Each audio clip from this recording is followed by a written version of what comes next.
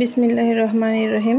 আসসালামু আলাইকুম। কেমন আছেন সবাই? আশা করছি খুব ভালো আছেন। আমিও ভালো আছি আলহামদুলিল্লাহ। তো এই বরাবরের মতো একটি ভিডিও নিয়ে হাজির হয়ে গেলাম আপনাদের মাঝে। আজকে একটা মজার তরকারির রেসিপি শেয়ার করব আপনাদের সাথে। আমি যেহেতু বাড়ি গিয়েছিলাম, তো এখন যেহেতু কাঁঠালের সিজন, এই জন্য কিছু কাঁঠালের বীজ এনেছিলাম।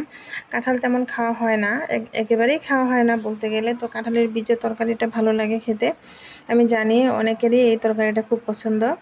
তবে যেহেতু বাসায় বাজার করা হয় নাই খুলনা থেকে আসার পরে, মানে খুলনায় আসার পরে, এই জন্য যা আছে তাই দিয়ে রান্না করব। চিংড়ি মাছ দিয়ে রান্না করলে ভালো হইতো, কিন্তু বাসায় চিংড়ি মাছ নাই। তাই জন্যে ভাবলাম যে পাঙ্গাস মাছের মাথা আছে, পাঙ্গাস মাছ কিনেছিল শুধু একটা মেয়ের জন্য।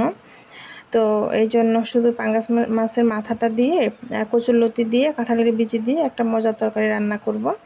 তো তার জন্য এই যে পেঁয়াজ প্রথমে ভেজে নিয়েছি, তারপরে এখানে একে একে সব মশলা দিয়ে দিলাম। লবণ, হলুদের গুঁড়া, মরিচের গুঁড়া, জিরার গুঁড়া, আর কাঁচা রসুন আর কাঁচামরিচ একসাথে পেস্ট করা ছিল।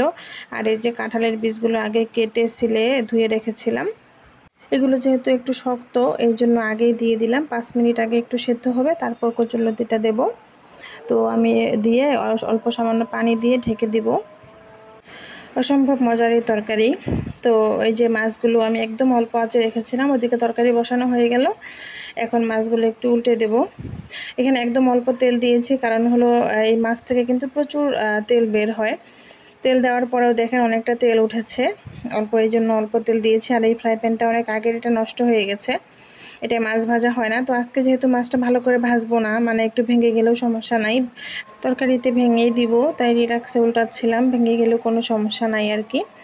তো আমি মাছগুলো ভালোভাবে একটু উল্টে পাল্টে, মানে একটু ভালো করে ভেজে নিব। আর এদিকে যেহেতু 5 মিনিট হয়ে গিয়েছে আর নরম হয়ে গেছে কাঁঠালের বীজগুলো, এই জন্য কচুরলতিটাও দিয়ে দিলাম। কচুরলতি আমি নর্মালি যখন আনে তখনই বেছে রাখি, তাহলে নষ্ট হয় কম। আর কচুরলতি দিয়ে মাছগুলো দিয়ে দিলাম যাতে ভালোভাবে রান্নাটা হয়, যেহেতু পাঙ্গাস মাছ। আর এই তরকারিটা কিন্তু অবশ্যই লেবুর সাথে খাবেন সবাই যারা রান্না করবেন। লেবুর সাথে খেলে মানে গলায় ধরবে না, প্লাস এর কচুরলতির যে টেস্ট, কাঁঠালের বীজ আর কচুরলতির, এটা হচ্ছে লেবুর সাথে আরও অনেক গুণ বেড়ে যায়। তো আমি এই যে মাছ ভাজার তেলটাও দিয়ে দিলাম।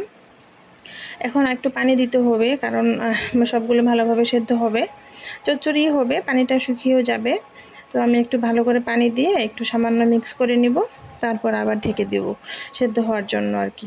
তো কিছুক্ষণ পর মানে 5-7 মিনিট পর আবার একটু নেড়ে চেড়ে দিব, যাতে মাছগুলোর ভিতরে মশলাটা যায়।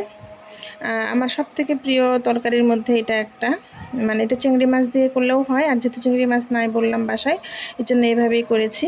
তো এই তো তরকারির ফাইনাল লুক চলে এসেছে, দেখেন কত ইয়াম্মি লাগতেছে খেতে, কিন্তু অনেক মজা হয়েছিল। আর একটাই তরকারি রান্না করেছিলাম।